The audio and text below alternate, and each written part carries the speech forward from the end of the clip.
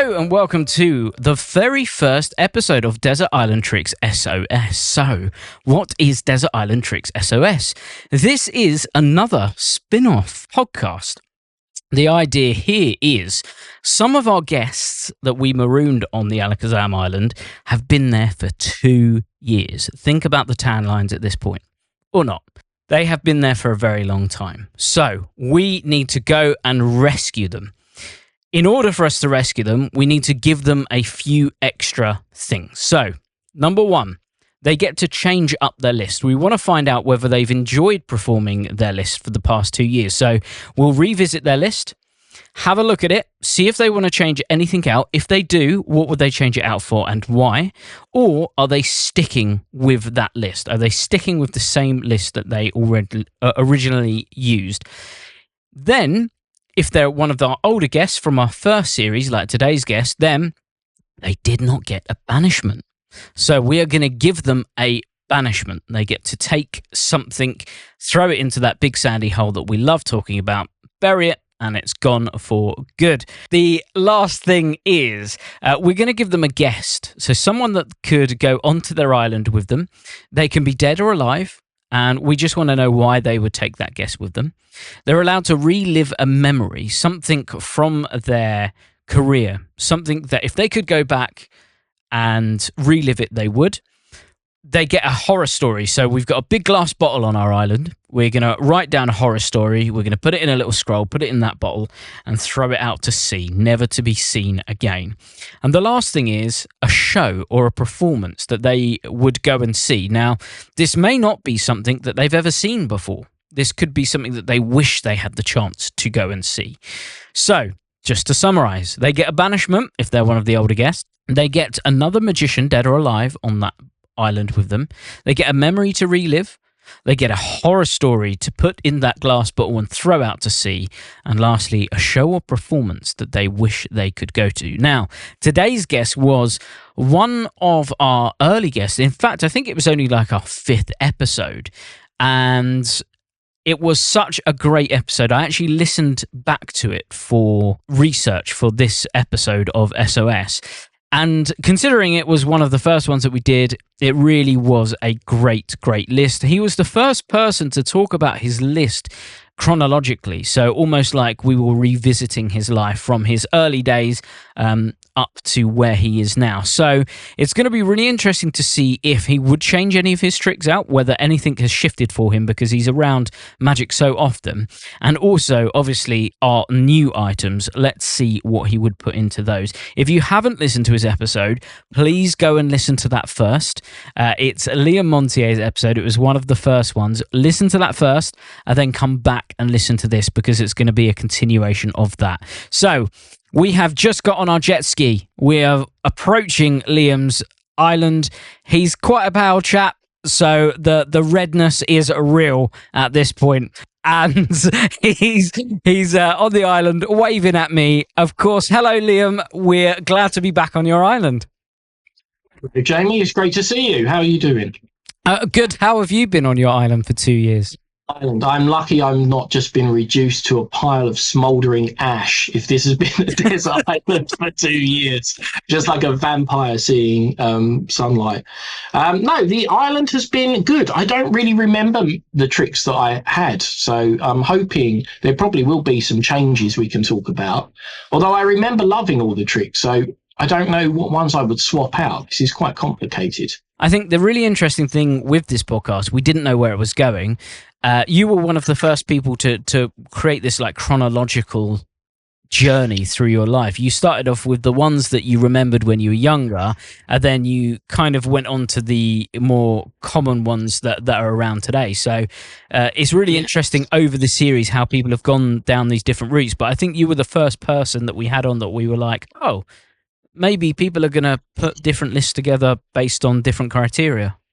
I do remember listening to what your criteria was and then just ignoring it. I remember you saying, like, what 10 tricks would you do on a desert island? And I thought, well, everyone's going to say the same 10 tricks, so I'll just do something different. So apologies for that. But but that will make adding new things to the list probably easier than in that case. Well, one of your tricks that you chose, which was your second choice, has actually been featured more times than I would have thought it would have been. Oh, right. Put together. We'll get onto it because we are going to revisit your list. We're going to revisit your list and give you a chance to swap any of them out. And of course, you get your banishment, which you didn't have on one of the first series. No, so I get to banish something just from the industry in general. From the industry in general. So we say, imagine that we're going to dig a big sandy hole on your island, and we're going to throw something in that hole, bury it, never to be seen again. So yeah, it's going to be interesting to see what that one is. You better dig a pretty big hole. We're going to do the whole other island for you. Right, so let's go back over your list. So let's do it. Your list was Dynamic Coins, Penetro, which was the coin through rubber, Psycho Dice, which is a phenomenal trick, The Kick, which, again, one of my favorites, Twilight Angels, which was a great Paul Harris trick. We had Out of This World, probably one of the best card tricks. Stranger's Gallery, which is a superb color changing deck by John Bannon. The 4 card trick by Alex Elmsley, one of the best packet tricks ever created, originally for the Elmsley count as well. Your book, although you tried to sneak on multiple volumes, you went for the Complete Walton Volume 3, and the item that you would have taken with you, which I'm sure this has been great on your island, you have to let us know, was a snooker table. How's that been doing for you? Yeah, that if I'd been stranded on a desert island for 2 years with a snooker table, I would still be rubbish at it. I think it's such a difficult game, but I would keep the snooker table. So yeah, I'm going to keep that, I think. Well, have you found anyone to play with, or have you literally just been running around to either side of the table playing against us? I quite like practicing, so yeah. If there's not anyone else, that's fine. That wouldn't worry me in the slightest. I might stand a chance of winning. So when we spoke about your list, like I say, you mentioned Dynamic Coins and Penetro as being 2 of those tricks when you were younger that really impacted you and that you really enjoyed watching. And then you spoke to us about the first time that you went to Kmart Magic and you saw Morley, and I think that was when he showed you Psycho Dice. Yeah. And then you spoke about Out of This World being the ultimate card trick, and that there are lots of very good versions of it, but that the original for you was still a standout one. So looking at your list now, is there anything that you would take out? Bearing in mind, we've had 2 years now of you reflecting on this and performing these tricks. Is there something that maybe you would take out? Yeah, maybe. I mean, the reason I chose those tricks originally is because I distinctly remember seeing a lot of those for the first time. Like, I remember seeing Dynamic Coins for the first time and just going, what the fuck is happening? I can't grasp, physics means nothing here. What's going on? And the same with a lot of those tricks. I remember seeing Out of This World for the first time. I think a lot of people do. I remember seeing The Kick and Psycho, all that stuff. But if the criteria was actually like, I'm going to be performing these tricks for other people, maybe I would change some. If we stick to the formula of what Desert Island Tricks was supposed to be, what ones would I take to perform for the rest of my life? Maybe they would be different. I would like to swap them around just for variety's sake as well. The thing is, like, there's so much great magic. Don't get me wrong, there's a lot of crap as well, but there are so many great tricks. And I always think that was part of the reason why I wouldn't have performed for a living, because limiting yourself to just the same few tricks when there's so much interesting stuff would be a shame for me, because, I'm more interested in what is new and what is cool and learning new things than I am in showing the same trick over and over to people for the same reactions. No disrespect to people who do that. Everyone wants something different out of this hobby stroke lifestyle choice that we've all made. But for me, it is about what's new and different. So I probably would mix up some of the things off the list. Okay, so let's go through them item by item. Let's see whether you would keep it, get rid of it, and if you do get rid of it, what you would replace it with. So we're going to start with Dynamic Coins. So are we keeping Dynamic, or are we getting rid of Dynamic? I will lose the Dynamic Coins. It played its part. Like I say, it gave me great memories. It's part of what got me into Magic. I think before then, all of my sort of interactions with Magic had been like, tricks that uncles knew, or rubbish card tricks that took an hour and a half to go wrong. And so it was kind of like the dynamic coins, like I say, was just so direct. This thing's empty. You turn it over, there's a pile of coins. You're like, what? This is already better than anything I'd ever seen at the time. And then all the other stuff happens. They change into 5p's, whatever. So for the memory, I'm happy to have it for the memory, but I would swap that out now for something different to show. I'd swap it out for a trick by Peter Kane, who is an English magician from years ago, who was just an absolute genius. He was probably the most ripped off magician in the world as well. Just a fabulous bloke. I got to meet him at a convention just before he died as well. And so I would swap it out for a trick called Variant, which is a sort of routine of Peter Kane's. And it's got that thing that I like at the moment where you can do a trick and it visibly frustrates people when it works. The basic effect is that you lay out 5 cards with different values. They place a coin on one of the cards and they get that number of moves, and you predict where the coin ends up. And the presentation is that if they land on a card that says win, they keep the coin, and all 4 of them say win, but the one they've put it on says lose. And then you repeat it, and you repeat it, and it gets fairer and fairer, and they keep losing and losing. And there's something about presenting it to people where you see after the first one, they're like, oh, I'm not going to win this, but I don't see how I can't win it. And it's like this frustration slowly builds up until it's like, how is this working? Give me my stuff. I don't understand. And it's just there's something really satisfying about, especially people who are skeptical of magic, or, I don't know how it is in other countries, in America and stuff, people seem to love magic, but here, not so much. If you say to people you're a magician, they'll kind of go, oh, I'm sorry to hear that. So it's kind of cool for that sort of person to have something where they can throw all their mental capacity at trying to work out how it works, and the trick holds up to it and still mercilessly beats them over the head, and they lose their money. So yeah, I would say Kane's Variant, I would swap for that. It's a great principle as well. There's loads of other presentations that you can do for it. The standard one is great.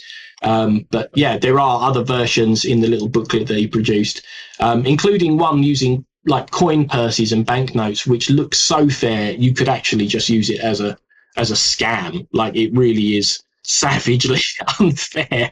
But yeah, so if you like sort of gambling things, and like the 3-card Montier, the endless chain, that kind of scam sort of thing, it's got a bit of that to it, but in a really cool way. So yeah, it can be a bit dry. I remember reading it years ago. We had the little booklets at Morley's when he owned Kmart, and I remember reading it and going, oh, it sounds awful, like maths county movie round thing. But then it's like a lot of great tricks. They sing when you see them done. You can't always just read it and picture how it looks and how it feels.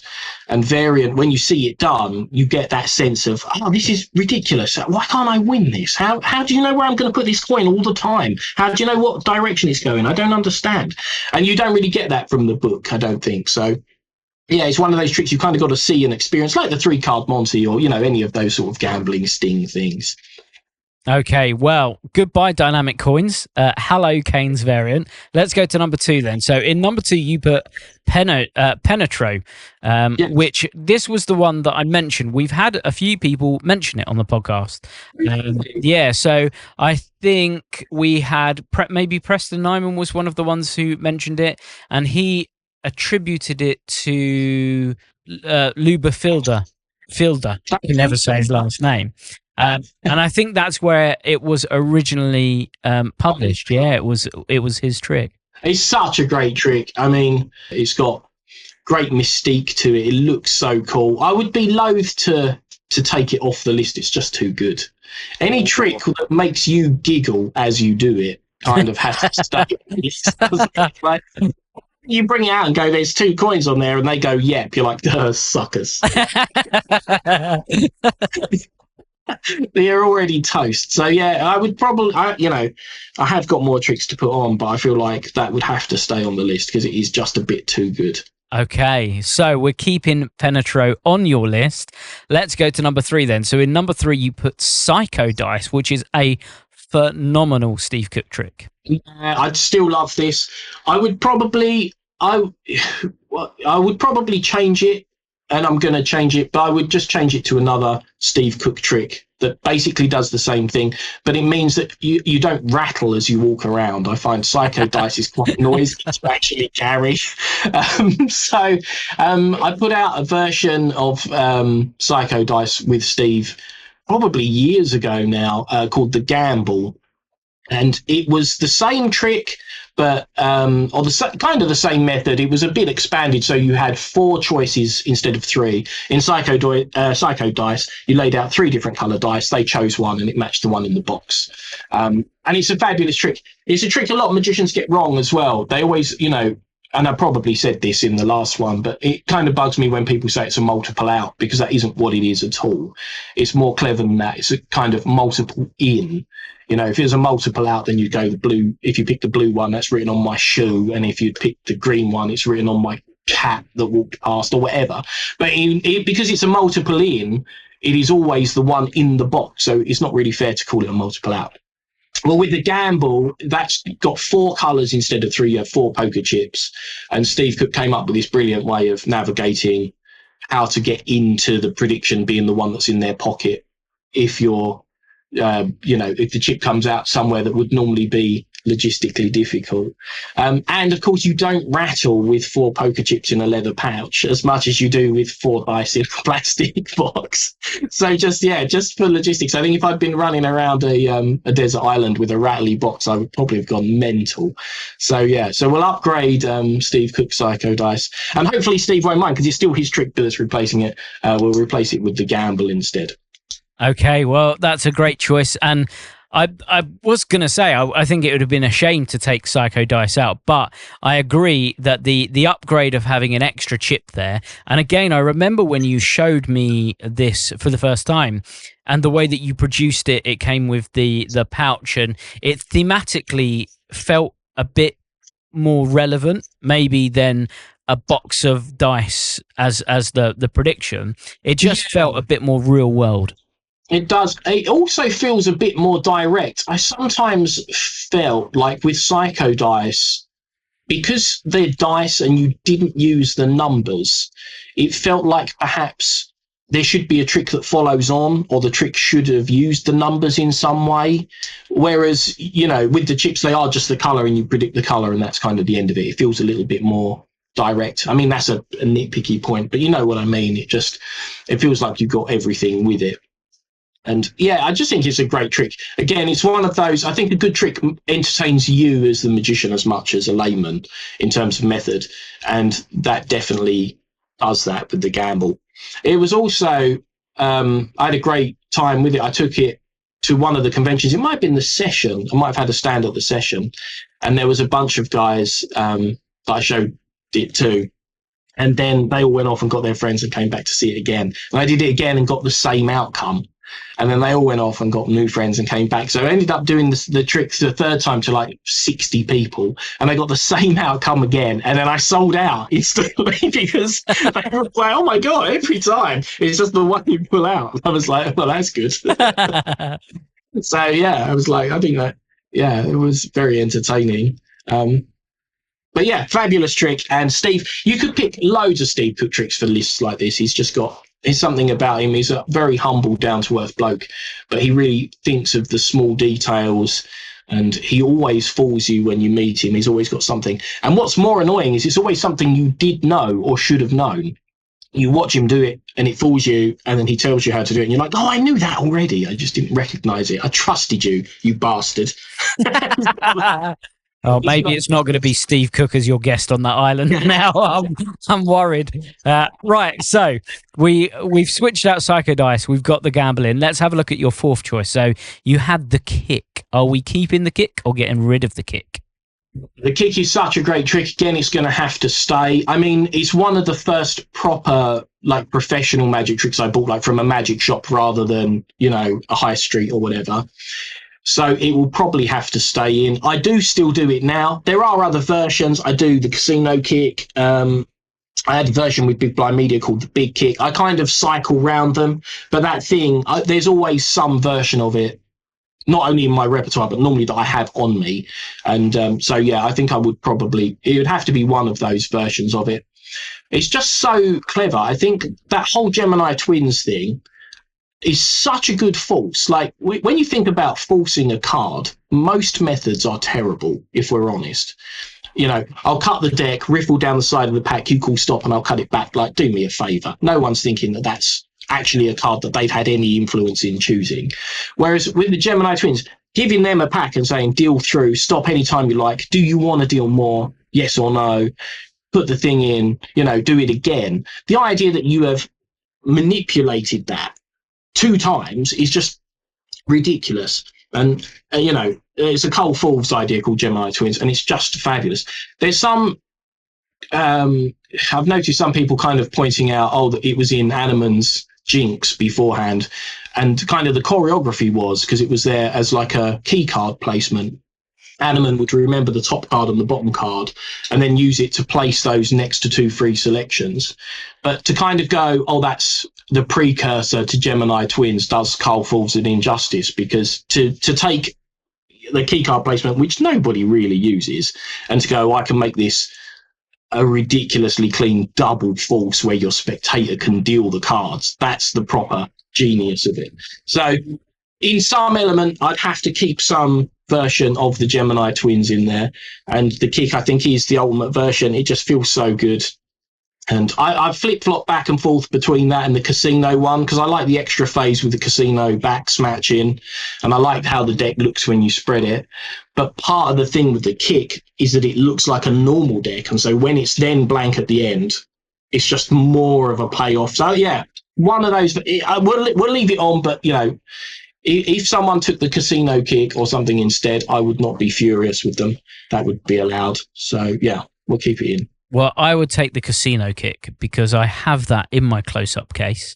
And I love the casino cards. I think when you pull out, and again, I think you sent me the casino kick, and the ones that you provide are actual casino cards with the corners cut.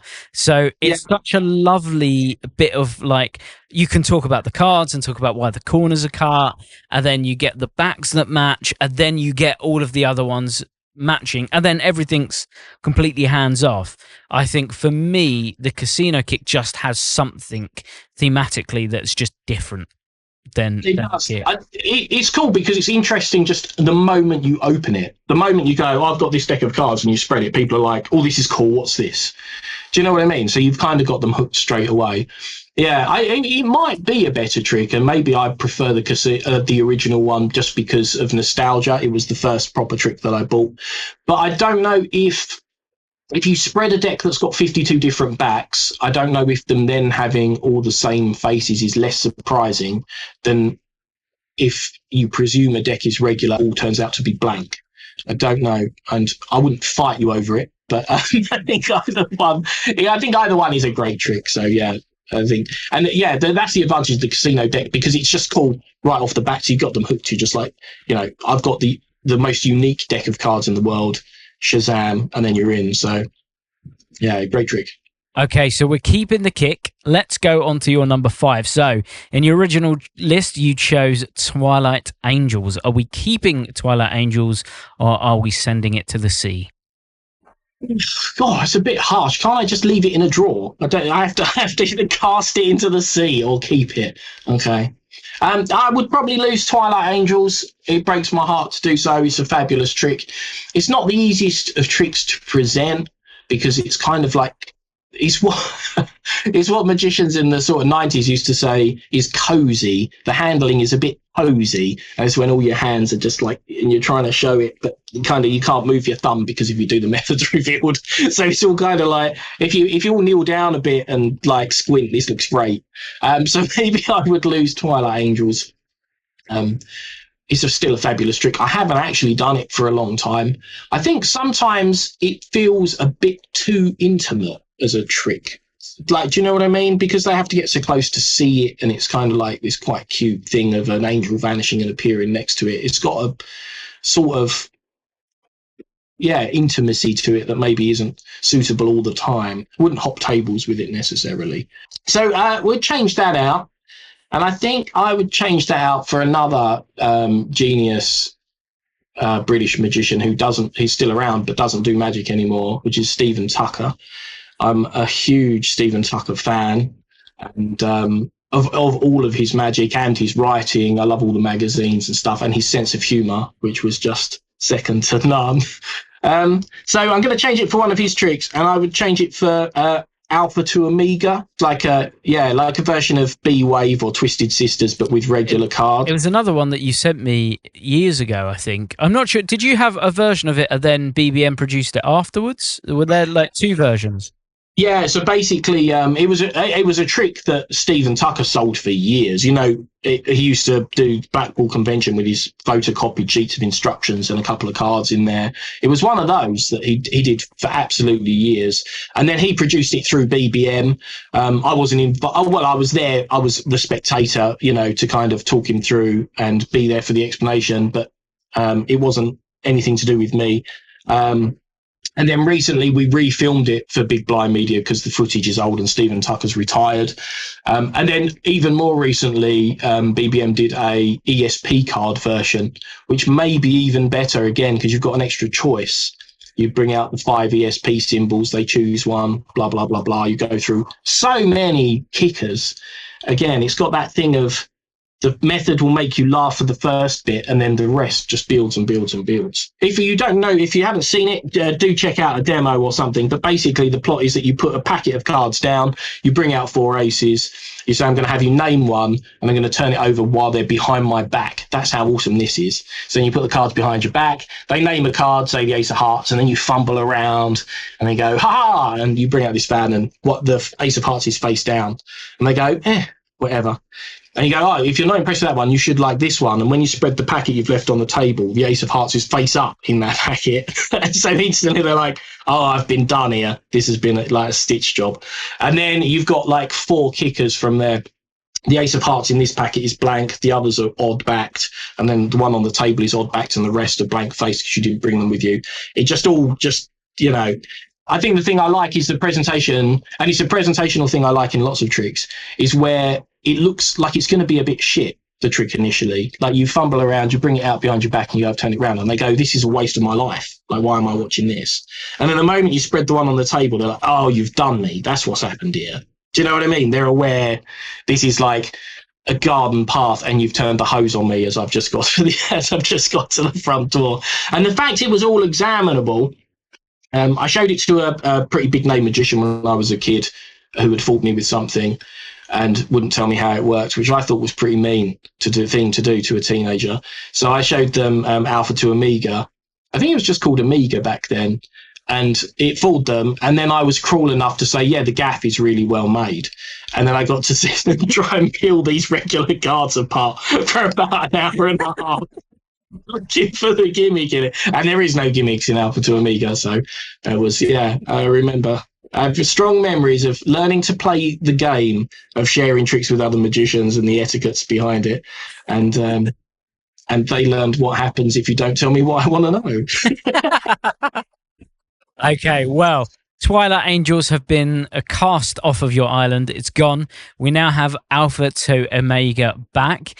Let's go on to number 6 then. So in your 6th spot, you had Out of This World. Yeah. I can't really change that. It's just too good a trick, I think. I'm sure I spoke about this last time, but, you know, there's a Eugene Berger quote where he talks about the difference between card tricks and card magic. And he says card tricks are when it's about the cards, and card magic is when it's about life, magic. And, you know, for Cannibal Kings, eating other cards is about the cards, and you'll get a great reaction, that's fine. But having a spectator subconsciously separate a deck into reds and blacks is a different thing. It's not to say that it's better necessarily, but that's just a whole different experience for someone than watching a card trick, is to you know, partake in card magic. And again, I've read so many different versions, but, you know, there's just nothing wrong with the Paul Curry one, really. It's just so easy to do. It's so sort of unknown now. A lot of magicians don't know it because there's just not as much knowledge. I don't think people don't read books, and you're not really sold multi-trick DVDs or projects. You're sold individual tricks, and when you're buying magic individually, it's harder to come across all of these things. So quite a few people have missed out of this world, even people who've been doing magic for a while. And I remember a couple of guys being in the shop when I had a shop back a couple of years ago, and they had both mentalists and they hadn't seen a version of Out of This World. And it was like, it made me feel good because I was like, man, this is going to blow your minds. And then I'll teach you it and you'll both be doing this like for the rest of your life, like the rest of us. So it felt like a good gift to give them. And yeah, it's just too good. It's one of the things where the method and the plot and the effect are just all in perfect sync. I think it just, yeah. And like Al Baker said, many a good trick dies of improvement. I think a lot of people have tried to kill Out of This World by doing it with, smaller packets or letting them shuffle first and then taking 3 weeks to do it with the UF Grant one or whatever. The original and best, yeah, Out of This World, I'd still be doing, I think. Okay, we're going to keep it in your list. But I think something that you just said there, since your original list, we have had a couple of versions of Out of This World come out. One of the most notable was Thomas Bedard's Lumino, which was a huge hit at Blackpool this year. And I think what was clever with that version is the selection, that he includes in it. So effectively what happens is he allows the audience to shuffle the deck. They pick a card first, then they shuffle up the deck. He spreads them, memorizes the color sequence, and then whilst looking away or keeping his head turned, he then deals them into 2 piles, one face down, one face up. So you're seeing all of the red cards as they're face up, and then all of the other cards are face down. And then he turns the other pile over, the face down pack, in this situation, the black pack, and then he says, "Oh, what was your card?" The 2 of hearts. When you spread it, it's the only red card amongst those black cards. So somehow he's found dealt into it, which is really nice. But for me, I still think, like you said, putting it in the hands of the audience is what makes this. It's not about the performer at all. It's always about the audience member.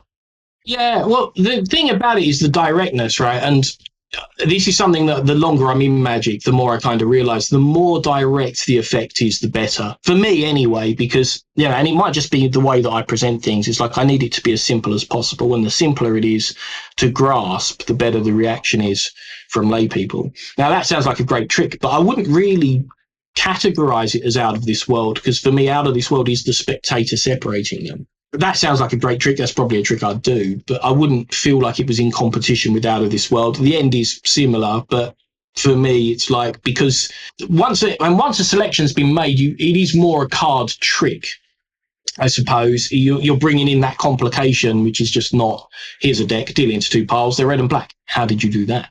Do you know what I mean?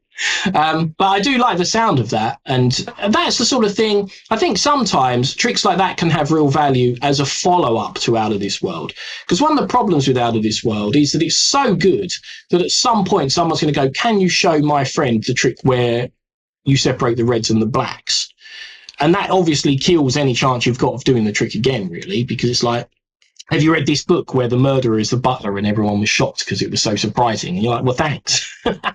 So I would tend to use that, or, that would be a great follow-up, because you could say, well, I can show you something similar, shuffle the deck, memorize the thing, go through it, and then, it kind of builds on something they've seen before, looks similar enough, but adds a complication for the people seeing. So yeah, there are other versions that you can do tricks afterwards, and maybe was it Luminol? Did you say it was called? Lumino, yeah, maybe that would be great. Yeah, that would be a great thing to follow it up if someone says, "Oh, I've seen that before." Okay, well, we're going to keep Out of This World. Thank God for that. And we're going to move on to the tail end of your original 8. So, number 7, you went with Stranger's Gallery. Christ. All right. I have such good taste in tricks. I thought it would cause me so much problems. All right. If I was going to change Stranger's Gallery, it would only be for another Bannon thing. And John's got so many good tricks. And I think the thing with John is often his version of a trick is the definitive version. The reason I chose Stranger's Gallery is because as far as colour changing decks go, I haven't seen a better one. There's ones that you could argue, oh, I like this one more because X or because Y, but there's nothing that kicks its ass. Like, it's still a great, great trick. And it's been basically unchanged since he published it in the 80s, maybe. Like, it's been awesome for 30, 40 years or whatever. So, yeah, I'd maybe keep that, or I could change it for some of his other packet stuff. Spin Doctor is amazing. It's like a super simple twisting the aces, but then they all change colour at the end and they're examinable. Or Royal Scam, that's an old trick that you might not know of John's, but it's this thing which even is one of, maybe we'll change it for Royal Scam, because the thing I like about Royal Scam is even when I'm doing it, I kind of think, is this going to work? This seems very fair to me. Like, you have a bunch of aces, ace of spades, you count through them, they're all face up. You swap a face up one for a face down one, and instantly the whole packet's face down. Then you swap them again, they're all face up, all face down. And then these four turn into odd colour backs, and then the others change into a royal flush, and then everything's examinable at the end. And you're like, even as I'm doing it, I'm like, is this going to work? I've seen a lot of faces and backs. Like, I don't really get how it is going to pan out. It's also a favourite trick of my friend Darius, who used to dem it at Blackpool. And I haven't been to Blackpool for a few years, but it was a shame because I was going to set up a good gag thing. I had a set of just red backed ace of spades, and I was going to swap his dem set for one that was just a regular set of ace of spades, because he wouldn't know until the end of the performance. When he would just end it and go, oh, these just have regular backs and these are just aces, because there's no way through the trick you would know until the end. But I never got around to it, which was a bit of a shame. So, yeah, I'll swap Stranger's Gallery. Breaks my heart to do it because it is a fabulous trick. But Royal Scam is, if you like your packet tricks, it's just totally worth seeing. It's just brilliant. Well, I think that's a worthy contender. Like we said in the original, I'm a big fan of Stranger's Gallery, though, so I'm sad to see it go. But Royal Scam is also very good, and does bring us to your last one. So, are we keeping 4-card trick, or are we getting rid of it? We're probably going to get rid of it, because there's another trick that I've been doing so much recently over the last 2 or 3 years, which I've absolutely fallen in love with. So I think I am going to have to change it, and it's just because it's, I'm stuck on this island with 4 pieces of card doing Alex Elmsley's trick. I think it was brilliant, but I'm going to lose it for now.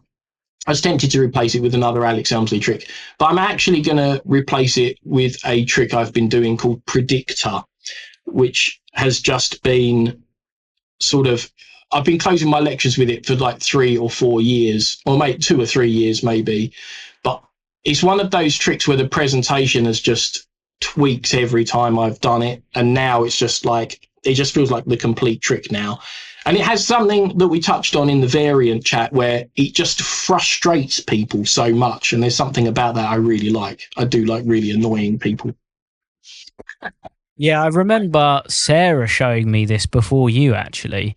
It was a good few years ago now as well, I think. It would have been about 3 or 4 years ago, and we were in the middle of a very busy shopping mall in a Costa, and she brought it out, and I loved it the first time I saw it, and then I loved it the second time I saw it, and then she brought out the third stack, and I loved it even more from that point on.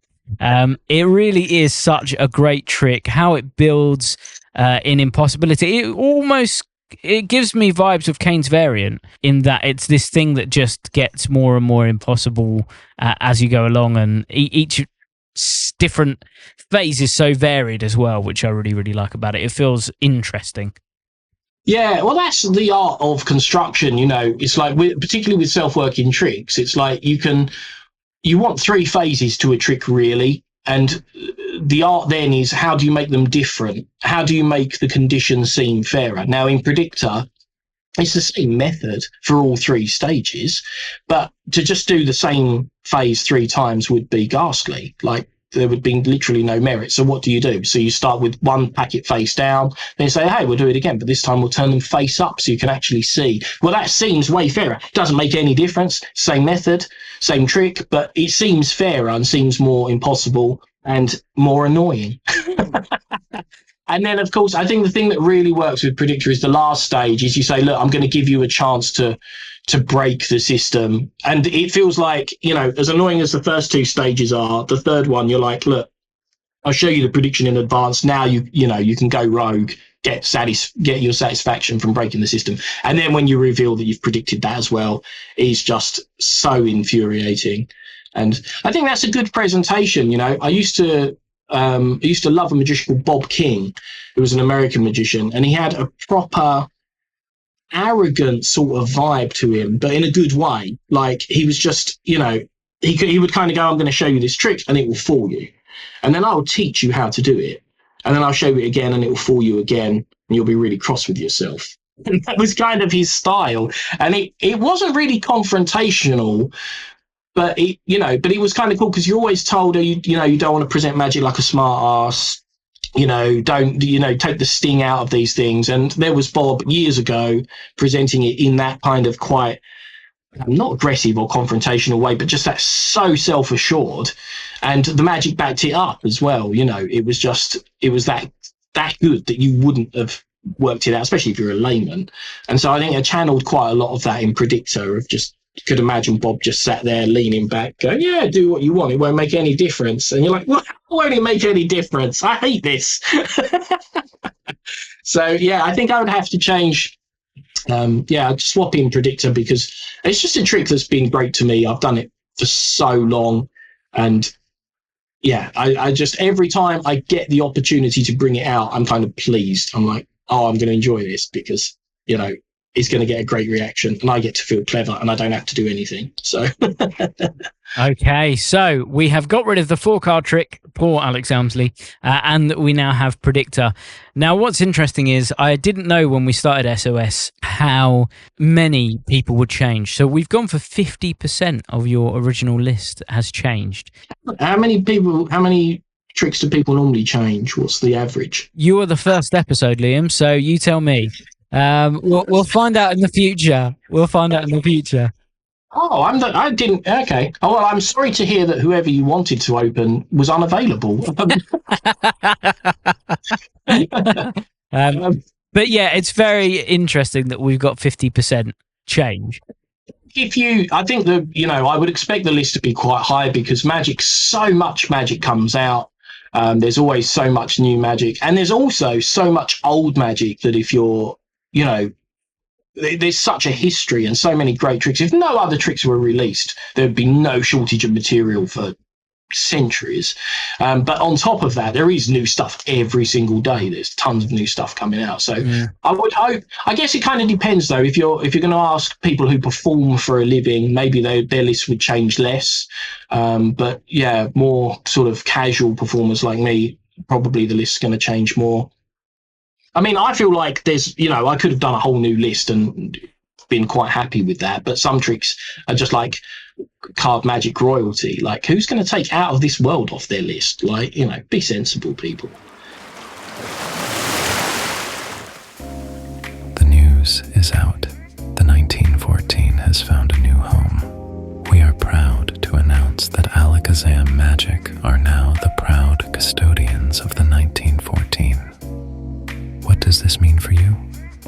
Simply put, everything you love stays exactly where it belongs. The aesthetic, the quality, the philosophy. The website remains unchanged. Your instructional content is safe. The classics that defined the 1914 will be restocked and made available once again. And with our industry-leading infrastructure and customer service behind the scenes, the future is stronger than ever. But this isn't just about preservation. Work has already begun on a series of new 1914 releases, projects that have been quietly evolving for years and are finally ready to see the light of day. This is the next chapter, built on respect for the past, driven by belief in the future. Thank you for your continued support. Thank you for coming along with us on this journey. We are the new 1914.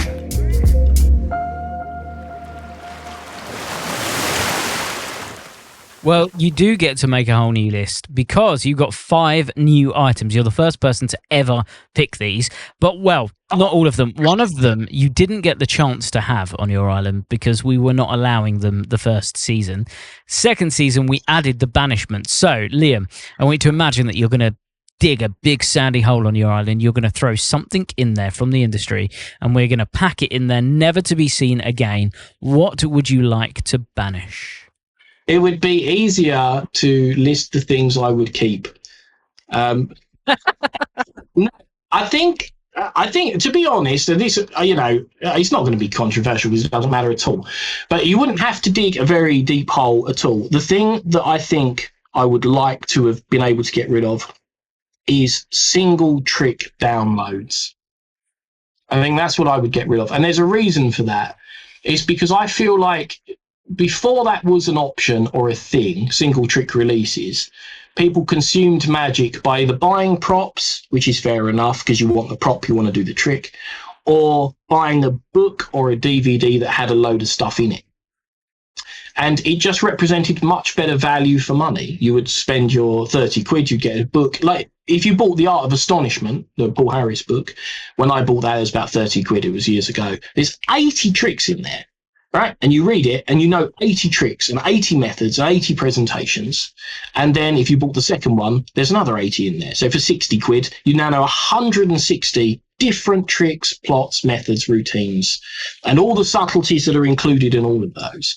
Whereas now, with a single trick being 20 quid, you get it, you learn it, you like it or you don't, but that's cost you £20 for that one set of information, which is a much smaller set. And so I think overall, probably the amount of knowledge that's available to people who don't do this for a living or don't, spend all their time doing it. If you've got a family, you've got a job, this is just a hobby, your access to information about stuff that you would love is just much reduced by you having to buy individual tricks one at a time, individual downloads. And that's a shame, it's kind of a shame. I get why they do it. I think it was a big thing. Penguin Magic at the time, years ago, used to, literally take a collection of stuff on the DVD, take one trick off and then just sell that one instead. And they would sell more. And I kind of get that because there's like a numbers game here, right? If I buy a DVD and it's got 10 tricks on it and I like 5 of them, I like 50%. Right? Whereas if I buy one trick and I love it, I love 100%. So I probably feel more satisfied as a consumer buying the single thing.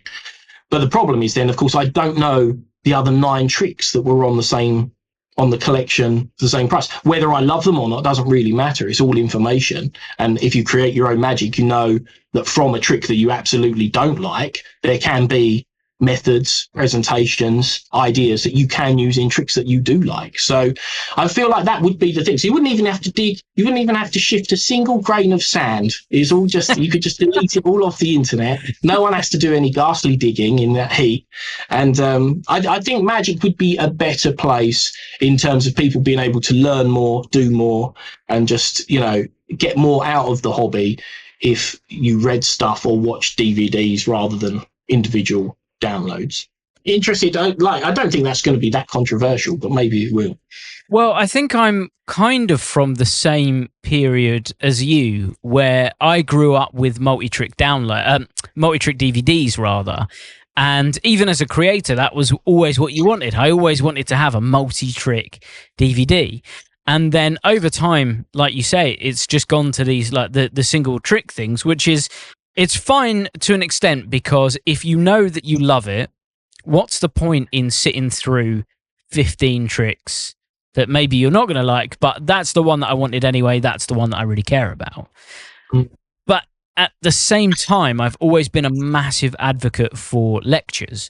And I think that's why I love and lean towards lectures more, and I've consumed so many lectures, because I would much prefer to sit through a 2-hour lecture and get 2 or 3 little ideas on performance tips or, the way something's said or the presentation, as well as methods. And then, maybe just this one thing which is going to serve me in this one direction. And that's why I've always thought it's really strange that people don't go to lectures more. I think it's really bizarre that when you turn up to a lecture, you've got a small room when there's quite literally millions of us out there performing every day. Why not spend 20 quid, go to a lecture, consume all of that knowledge, and it's so much more varied, so much more interesting. You get the nuances in, I don't know. For me, I'm still with you there. I like multi-trick things. And I do think that's what the 1914 did really well. When they came out, they started bringing back multi-trick downloads. And I think that people really like that. The Billet Masterclass was so cool because you could literally learn everything. It was like a digital book. Everything was just on this download, and you could pick and choose all those little bits from it. So I think I'm with you. I think that's a really, really good shout. I think bring back some multi-trick items. It would be great because, I mean, the thing is, even if let's say you've got a thing with, like you say, 15 tricks on it, and your attitude is kind of like, well, I want this one trick. Why should I have to sit through the other 14 tricks?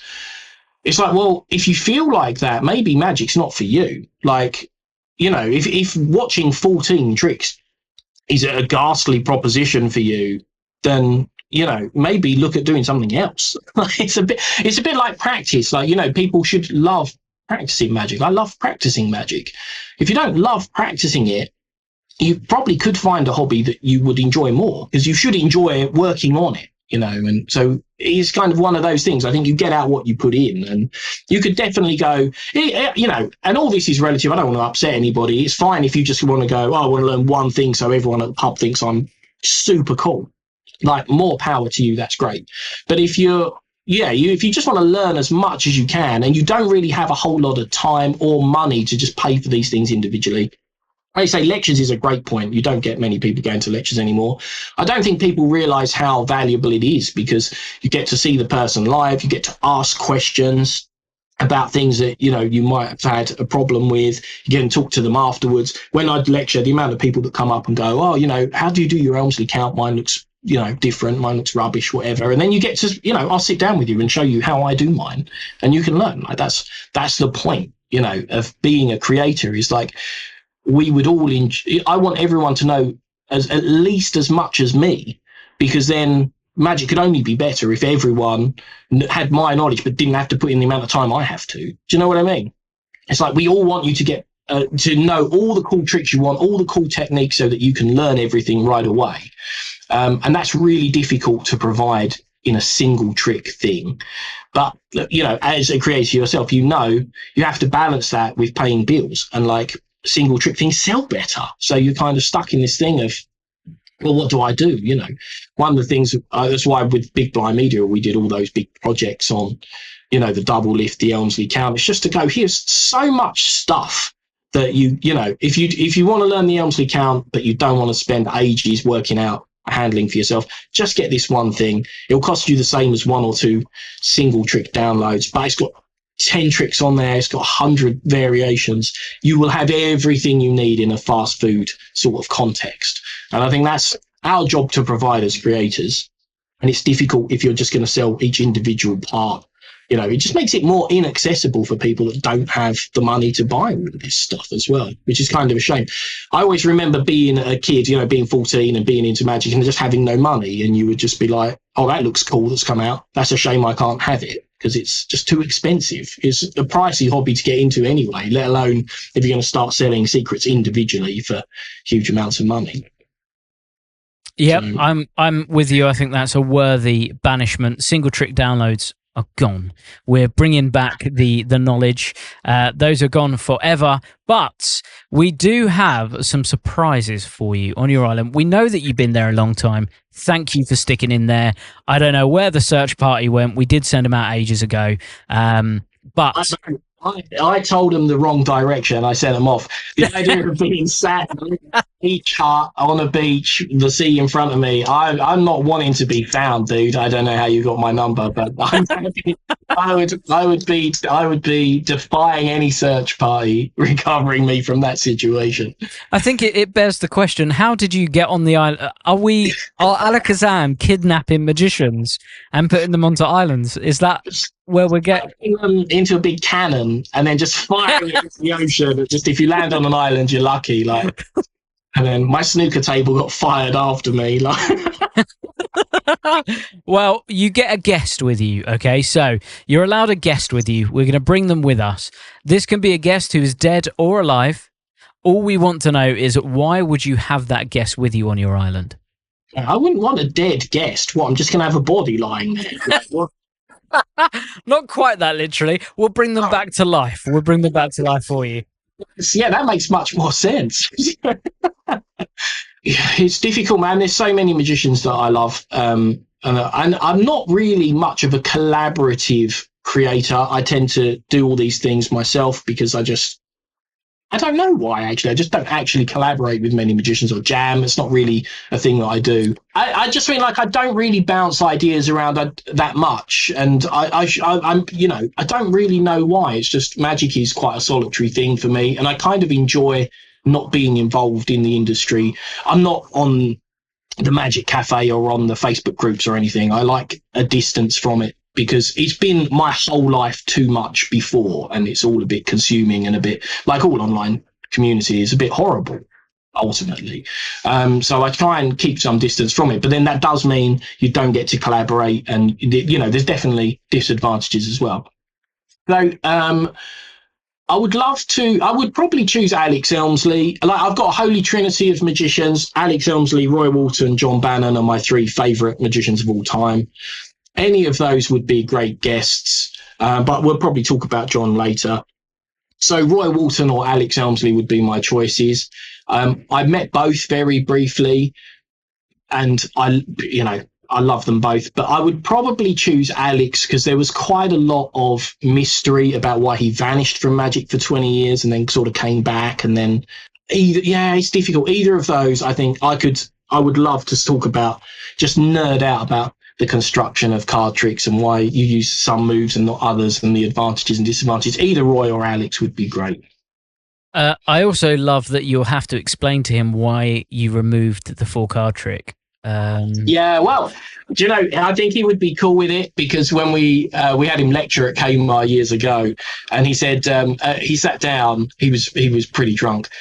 He sat down and he went, I'm going to show you 5 or 6 packet tricks with small piles of cards. None of them use that sodding count. So I think he would be quite happy to not have the Elmsley count in there. It's one of those things where, for a lot of magicians, maybe that's the only thing they know him for, and there's quite an injustice in that. Like, he had so much good stuff and clever stuff that it would be cool to talk to him about other stuff of his that he's probably under the radar, because that just caught on, you know, in such a big way. And kind of the same with Roy Walton. You know, people think of Oil and Queens and Cascade, and they are both great tricks, but he had so many brilliant tricks. So yeah, it would be one of those two. If you can reanimate people, maybe you could just do like a half and half, make me a Walton Elmsley clone. I'm not sure how ethical we're getting with this now. You're the one trapping people on a dead island and bringing corpses back. I don't know what position you're in to question my morals. Okay, well, we've just sent a DeLorean to go pick up Alex Elmsley. He's going to be on your island very soon. Now, what's lovely is, in your original podcast, you actually spoke about the first time that you went to see Morley at Kmart, and you have such interesting stories. And you mentioned, you know, seeing Alex Elmsley for the first time and putting those card packets down. So, if you were to revisit a memory, if you were to have a memory replay, what would that memory be? It'd definitely be going back to sort of when I first started working with Owen at Big Blind Media. My life was a bit of a mess up until then. And I was in a a retail job that I hated so much that sometimes I still think about it now and it pisses me off. That's how much I hated doing it. And Owen and Big Blind Media, and I think he was working with Dave Forrest at the time. They contacted me and were like, "Oh, hey, we like some of your tricks. Would you like to do a DVD of a whole bunch of tricks?" And at the time, I was quite relieved because I was like, I've got to do this horrible job, and I'm not really got time for magic in any meaningful way. So at the time, I was like, I'll do this project, and then I will be done with magic, and I'll be able to say, well, at least I produced this DVD or these 2 DVDs with these tricks on. And that was going to kind of be an underline to it. That was going to be the end, and then I would settle into my normal life. And as it turned out, the job, we arranged the filming, and I booked the time off to do the filming from my day job, and they refused my time off just before I left, and said, you'll have to work it. And I was like, well, I'm not going to not do it. So your option is either, I'm going. That's your option. I'm going. And they were kind of like, well, if you go, there won't be a job for you to come back to.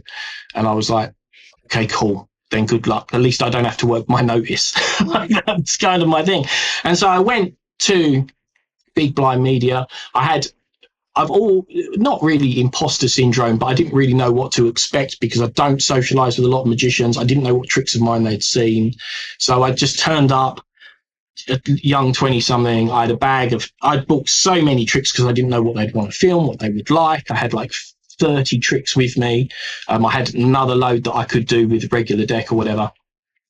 And it was just so cool. Owen is like a literal rock star. He was a dude in a band. They got a location. There was catering.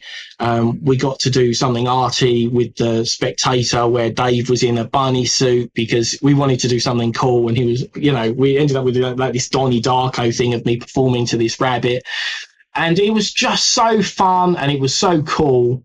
And they loved everything. We ended up doing 2 DVDs because they didn't want to cut any of the tricks. And from there, I kind of got, Owen kind of looked out for me. I don't think he realized that I'd quit my job to do the project, but I think he knew money was an issue. And then as things came in, he was like, hey, do you want to do this? Do you want to make these gaffs? I'll pay you to make these gaffs for this project. And over the course of time, there was enough support for me to eventually go, I can probably do this on my own. I still work with Owen and Big Blind Media all the time, but now Owen Kmart Magic, which is where I worked when I was a teenager. And it was such a cool sort of exponential curve of just being able to do what I'm good at and what I enjoy and enjoying my life and making I say a friend, but Owen is like an older brother for me. Like he's like an older brother who has to look out for his like starving artist younger brother. Do you know what I mean?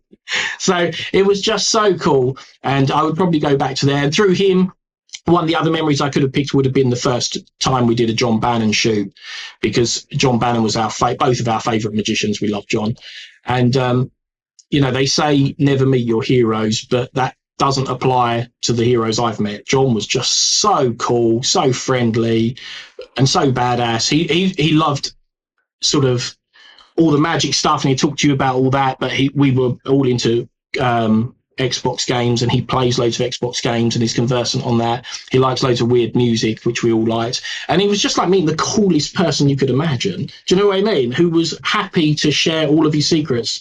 I was like, man, all his stuff is so good. Like, how do you make it so good? Why have you chosen that move? And he said, I chose that because if you do this, then that means later on you're going to have to do that. Whereas if you do this move, it does both at once. He was just so generous with the information. And I feel like my magic has got better and better as I've got older and older. And that is because of my continued acquaintance with John. And all of that came through just Owen, taking a chance and being cool and looking after me in a sense, I suppose. Yeah, so I'd go back to them. Sorry, that's a very long answer. This is all content for you, right? You can Well, so my thinking there is on Unlimited, we have another series called Journeys. And the idea is that I take guests on a little journey of their career, a shortened version. And one of the things that I've really noticed is that for a lot of performers, there's a real sliding doors moment in their journey. And yours certainly was the moment in your retail job where you're almost forced in that situation to make this choice, and that ultimately led onto where you are now. And had that not have happened, had you not have made that decision, had they not have put that to you, then you may not be where you are now. Yeah, so 100%. There's so many people with the sliding doors moments, certainly in jobs as well, where they're basically, their hand is forced, but had that have not have happened, they wouldn't be where they are now. No, that's it. I think you've got to, it takes a certain personality type, and it takes a lot of sacrifice as well. Like, I loved my journey, and I'm super happy with where my life is now. But I do get, it kind of grates on me when people go, oh, you're so lucky to do something that you enjoy doing. It's like, it's not really luck. I didn't win a job lottery and happen to get the one that I wanted. It was, rough, like leaving a retail job and then trying to pay for just somewhere to live by doing magic, and not even performing, but creating and selling magic, was tough. And it meant eating like ramen noodles 3 times a day and choosing the ones that were 9p instead of 11. Like, there's a lot of sacrifice that does get made as well. And it's not for everyone. It's kind of difficult because I feel guilty going, it's kind of like when you see people go, oh, you should just quit your job and go for it, man, because, you only live once. And you're like, that's not the answer for everybody at all. There are definitely times in my journey where the idea of a regular income would have been like sexually arousing. You know what I mean? So it takes a certain type of person, and you've got to be prepared to sacrifice a lot of stuff that other people take for granted if you're not super lucky. Like, it's not like this was instantly a success for me. It wasn't like, I literally just stepped into a business that then started turning over enough money to survive. It was a long, slow process that eventually got there. I think most people could probably do it much more efficiently, because I'm not really much of a business. I'm a creative, as much as I hate that term, but that's what I want to do. I want to create the tricks. Selling them is kind of an inconvenience to some extent. It's not really the bit that I enjoy, but that's part of what you have to do to make it work. So, yeah, there's definitely going to be those sort of moments, and, you can either grab them or not, but there's this tendency to assume that if you haven't grabbed it, you've missed an opportunity. Well, that's not necessarily true. There are lots of people that make those decisions and it doesn't work. You don't hear about it. You only hear about the success stories of people going, oh yeah, I make tons of money and I do a job I love, and I've hookers bring me breakfast. Well, that's great. But you don't hear about all the people that go, oh, I quit my job and my thing didn't work, and now I'm doing a worse job just to get by. So it's a tricky one. Well, we've set up a little pop-up cinema screen on your island, and those memories are replaying for you. So you get to visit when you're a little bit sad and you're a little bit down. You just get to watch those back. But it does lead us to our last 2 new choices, which is a horror story. So we want you to write down this story, put it into a glass bottle, cork it up, throw it out to sea, never to be seen again. What would your industry horror story be? Okay, well, I've had things go wrong in performances, but I'm quite lucky in that I don't really attach any importance to it. Like when you lecture and people go, oh, what do you do if someone grabs the deck or says, can I examine this or whatever? I go, no, you tell them no. Like, it's no problem. Like, or if they grab it and they go, oh, look, there's sticky stuff and that's how it works. That's not my life over. I don't care. Do you know what I mean? It's like, I'm not trying to convince you that I'm a wizard. I'm just trying to be more interesting than not watching magic. So I've had things that go wrong. I actually did Predictor at a lecture a few years ago, and just didn't reset it because I'm just an absolute div. So I built the thing up, did the last trick. And of course, because the trick is presented quite confidently and it's about predicting their every move, all 3 phases just went wrong. And that was pretty terrible. I was like, oh, this is not ideal, but hopefully the next one's set up, and it wasn't. And it was kind of like, oh, this has all gone a bit bad. But, so yeah, I mean, I could stick that in there, but I don't kind of recall that and go, oh, that was horrible. I just go, oh, I was an idiot. I would still laugh about it, I suppose, because I feel sorry for everyone watching it going, and this is your big trick, is it? Like this, just 3 non-working phases of a self-working trick. So yeah, maybe I'd write that on there, but I can't say it was like a really horrible memory. It still entertains me to think back that, like, oh, I can be that much of a potato that I could not reset a trick before getting stuck into it. Well, I think there's 2 points there. Number one is that resetting. I can't imagine that everyone who doesn't perform regularly or has a career over a certain time hasn't done that. I think everyone has not reset something or, put something in the right place or in the right pocket. Sometimes it's just, I really should have had that receiver in that right pocket, as opposed to wherever you have put it. So yeah, I think that's really true. But I think the other thing of don't give an importance to those moments. I think we care so much about everything being perfect every single time that we almost catastrophize ourselves, right? We make this up in our own minds. But the truth is, no one knows where you're going, what's going to happen. I think it's really important. It's like you're not trying to be Yuri. Well, if you're not Uri Geller trying to actually fool scientists into thinking you are the genuine article, it's probably not a shock that some of your cards have faces on both sides sometimes. Do you know what I mean? If someone finds that out, you don't get struck off. You don't have to leave your magic club. You don't have to kill the person and dispose of the body. You can all just get on as your life was before, and they won't think about it, and hopefully nor will you. And you'll get a chance to do another trick that will work, and that'll be great. Like, that's always been my thing. So I have had things go wrong. I've had things go wrong on stage. I was doing a stage trick and missed a false, and someone got the wrong card, and then went through this whole thing and realized, and then just went back and swapped their card as I walked past, and just swapped it with them and went and then we went through the thing and it worked, and it was like, I think if you don't treat it as important, then it actually better equips you to deal with it when it does happen. And if something doesn't go right, it's not the end of the world. It reminds me very much of psychic mediums, in that, you could have an hour session and they're going to get, I don't know, let's say 40% of things wrong. But it doesn't matter. Your brain's only going to remember the things that they got right, and you're going to leave that going, bloody brilliant. She knew my brother's name. How did she? Not to mention that she didn't mention 15 names before your brother's name, and you've just hit. I think even in magic, people tend to remember those really incredible moments, and those are the ones that they're going to talk about when they talk to their friends. They're going to, oh my god, he did this incredible thing. They're not typically going to go, unless you're like everything goes wrong, because then the story is going to be, he just tried to find my card and didn't work, and then he tried to make a match light on its own and ended up setting his hair alight. If you're really bad, then no. It was really funny. I thought it was good. Yeah, true that. Entertainment to people, even if you just set your hair on fire to do it, it's still fun. Okay, so you and Alex Elmsley, you're sitting down on your island, you're watching that memory back on your cinema screen. You've just got rid of the horror stories and anything bad that's happened in your glass bottle, but you're about to watch a show. Now, this could be a magic performance that you never got the chance to see, just one that you wish you had the chance to see, or one that you did see that was such an incredible performance you wish that you could go back to that moment and see it again. So if you were to watch a show, what would it be? There's probably loads, and loads of magicians that I loved that I didn't see work for laymen, people like Eugene Berger, people like Tommy Wonder.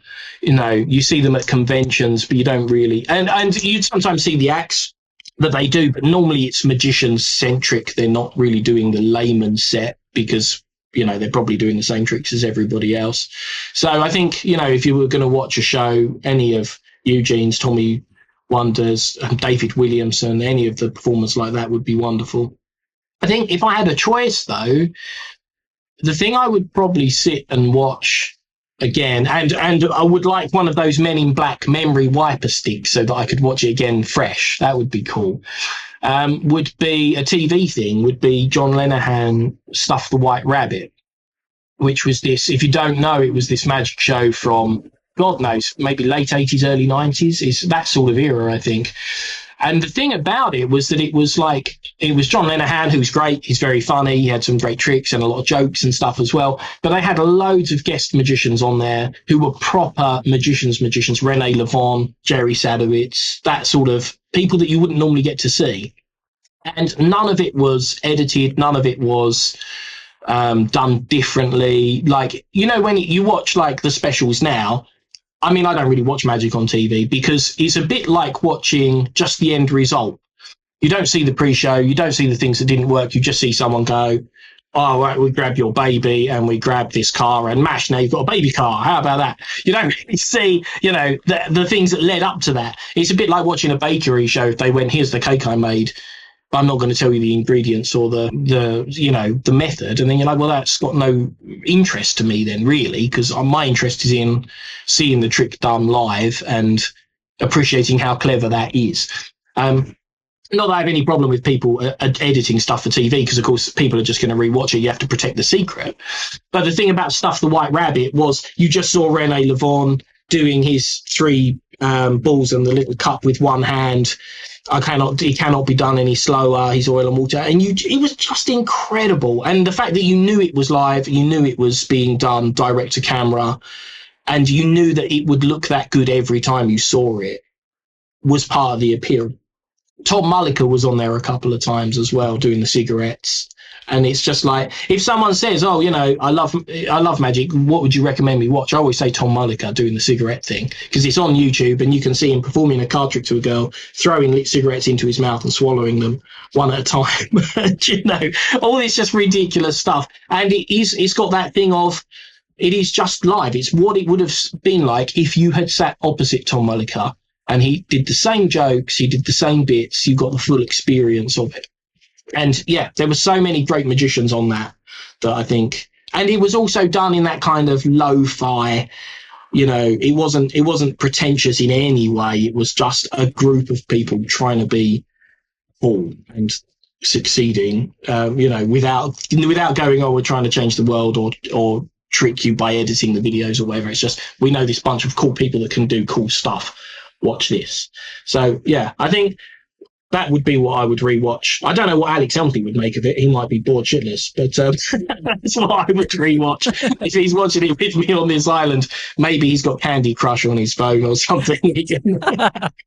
Well, I think that's a great choice and a great first episode of SOS. So we changed a couple of your tricks out. Your new list is Kane's Variant, Penetro, The Gamble, The Kick, Alpha to Omega, Out of This World, Royal Scam, Predictor. Your banishment, which you didn't get in the first season, was single trick downloads. Your guest is Alex Elmsley, even though you ousted his trick earlier. Your memory is your first time working with BBM or meeting John Bannon and working with him. Your horror story is not really a horror story, but the point that you gave was don't give importance to things when they go wrong. And your show was Stuff the White Rabbit. I think that's a pretty good SOS Save Our Magic episode. I think, yeah, it's a great lesson.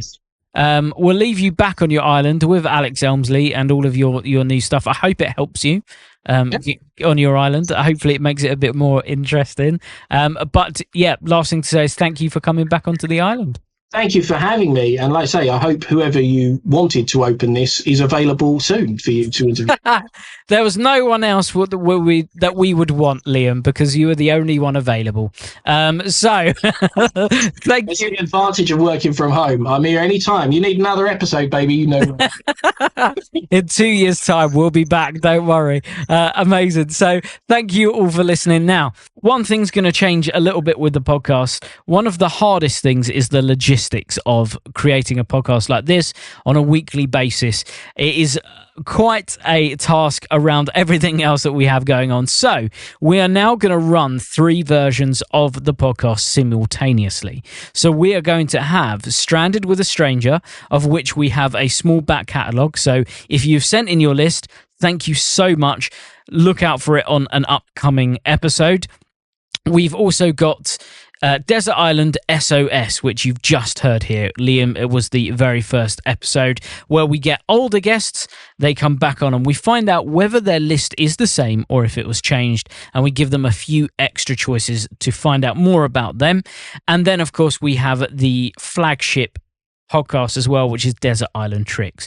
So, just to keep you on your feet, we may have a Stranded with a Stranger. We may have a Desert Island Tricks. We may have an SOS. We're not sure which one it could be, but that just makes it even more fun and interesting. So thank you all for listening. We are coming up to the end of season 2, which is incredible. Thank you all for the messages, for the support. Thank you for telling your friends and your magic buddies. This has grown exponentially, so thank you so much to all of you. We're going to be back next week with a version of our podcast, but which one would it be? So we'll see you next week. Have a great week. Goodbye.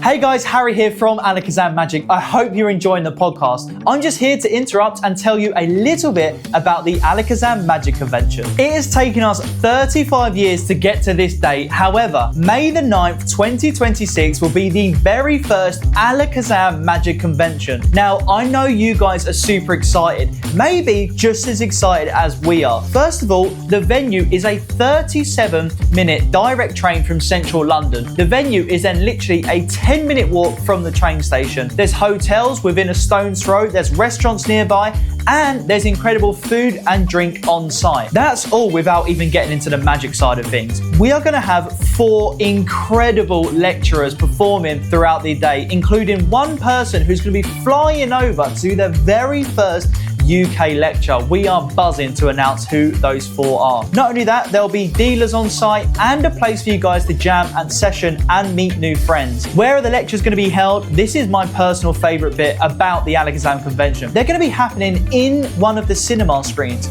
That means fully tiered seating, comfy seats, a drinks holder, and there will be a close-up camera on the jumbo cinema screen that will be giving you close-ups of all the little nuances that you're going to need to see when the lecturers are performing. There will of course be a full gala show to end the evening off. You guys are not going to want to miss it. The great thing is as well, on the Sunday, the day after, Alakazam Magic Shop, which is a 2-minute drive, will be open. So if you're heading down to the convention, why not stay overnight and come and visit our magic shop? Remember, May the 9th, 2026. Tickets on sale now at alakazam.co.uk. See you guys soon.